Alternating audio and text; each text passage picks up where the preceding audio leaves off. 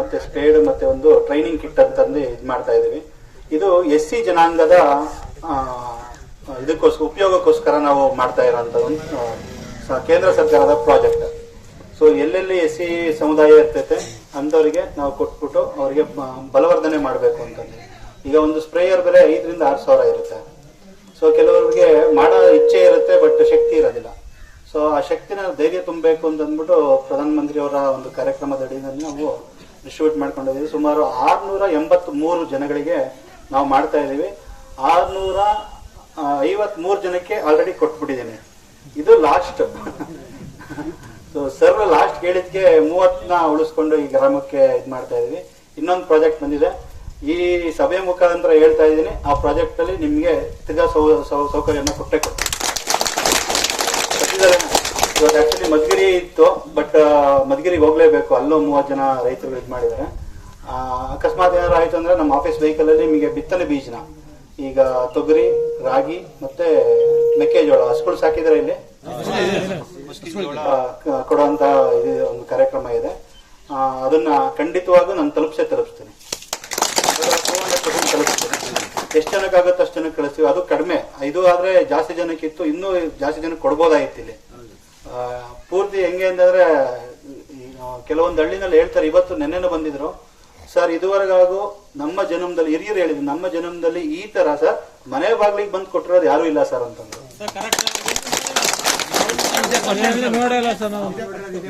ನಾನು ಯಾವ್ಯಾವ ಹಳ್ಳಿಗೆ ಹೋಗಿದ್ದೀನೋ ಎಲ್ಲ ಹಳ್ಳಿಲೂ ಇದೇ ಮಾತು ಸರ್. ನಮ್ಗೆ ಹೋಗ್ಬಿಟ್ಟು ನಾವು ಕ್ಯೂ ನಿಂತ್ಕೊಂಡು ಕಷ್ಟ ಬಿತ್ಕೊಂಡು ತಗೊಂಡ್ಬರ್ತಾ ಇದ್ದು ಅಂತಂದ್ರು.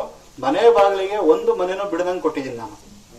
ತಿಪ್ಟೂರು ತಾಲೂಕಲ್ಲಿ ಕೊಟ್ಟಿದ್ದೀವಿ, ಕುಣಿಗಲ್ ತಾಲೂಕು ಬಾರ್ಡ್ರು ನಮ್ದು, ಅಲ್ಲಿಗೆ ತಗೊಂಡೋಗಿ ಕೊಟ್ಟಿದ್ದೀನಿ. ನೆನ್ನೆ ಅದೇ ರೈತರುಗಳು ಅಲ್ಲಿಂದ ವ್ಯಾನ್ ಮಾಡ್ಕೊಂಬಂದು ಬಿತ್ತನೆ ಬೀಜ ತಗೊಂಡೋದ್ರು, ಖುಷಿಯಾಗಿ ತಗೊಂಡೋದ್ರು. ಖುಷಿ ಆಯ್ತು ನನಗೆ.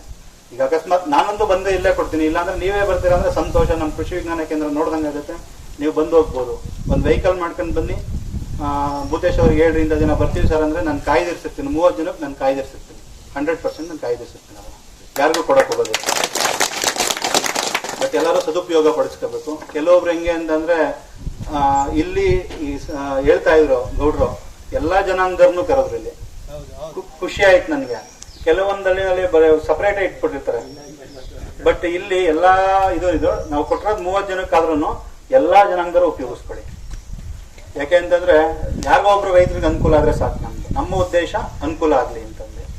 ಜೊತೆಗೆ ಈಗ ಜೂನ್ 1ನೇ ತಾರೀಕಿಂದ 30ನೇ ತಾರೀಕು ಖೇತಿ ಬಚಾವು ಅಂತ ಒಂದು ಆಂದೋಲನ ಮಾಡ್ತಾ ಇದೀವಿ ಎಲ್ಲಾ ಕಡೆ. ಖೇತಿ ಬಚಾವು ಅಂತಂದ್ರೆ ಭೂಮಿಯನ್ನ, ಕೃಷಿ ಭೂಮಿಯನ್ನ ಉಳಿಸಿ ರಾಸಾಯನಿಕ ಮುಕ್ತವಾಗಿ ಕಾಪಾಡ್ಕೋಬೇಕು. ಈಗ ಮುಂಚೆ 1960ರಲ್ಲೆಲ್ಲ ಆಹಾರದ ಕೊರತೆಯಿಂದ ಸಾಯ್ತಾ ಇದ್ರು, ಪ್ಲೇಗ್ನಿಂದ ಜಾಸ್ತಿ ಸಾಯ್ತಾ ಇರ್ಲಿಲ್ಲ. ಆಹಾರ ಕೊರತೆಯಿಂದ ಸಾಯ್ತಾ ಇದ್ರು. ಅವಾಗ ಗ್ರೀನ್ ರೆವಲ್ ಹಸಿರು ಕ್ರಾಂತಿ ಆಯ್ತು. ಹಸಿರು ಕ್ರಾಂತಿ ಆದಾಗ ಯೂರಿಯಾ ಎಲ್ಲ ಜಾಸ್ತಿ ಹಾಕೊಂಡು ನಾವೇನ್ ಮಾಡ್ತಿದ್ವು, ರಾಗಿ, ಭತ್ತ, ಇದು ಎಲ್ಲದನ್ನು ದವಸ ಧಾನ್ಯಗಳನ್ನ ಬೆಳೀತಾ ಇದ್ದು. ಈಗ ನಮ್ಮ ಹತ್ರ ದವಸ ಧಾನ್ಯಗಳು ಹೆಚ್ಚಾಗಿದೆ. ಯಾರ ಮನೇಲಿ ಉಪವಾಸದಿಂದ ಯಾರು ಇದ್ದೀರಾ?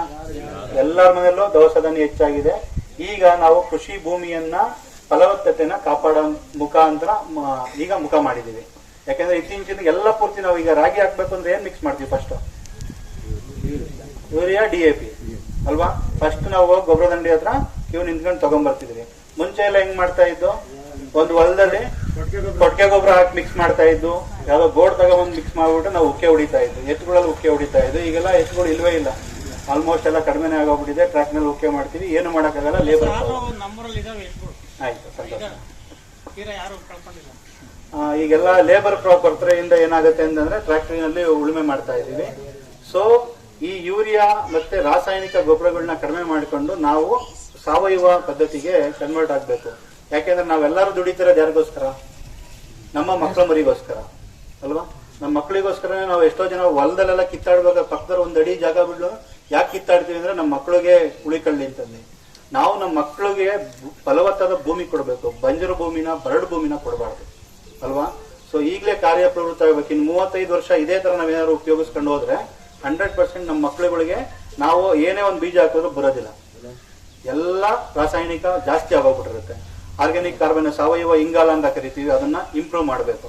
ಸೊ ಆದ್ರಿಂದ ಹಸಿರೆಲೆ ಗೊಬ್ಬರ, ಕೊಟ್ಟಿಗೆ ಗೊಬ್ಬರ, ಈ ಕಡೆ ಎಲ್ಲ ಜಾಸ್ತಿ ಕುರಿ ಪಾಪ್ಯುಲೇಷನ್ ಜಾಸ್ತಿ ಇರುತ್ತಲ್ಲ, ಕುರಿಗಳು ಜಾಸ್ತಿ ಸಾಕಾಣಿಕೆ.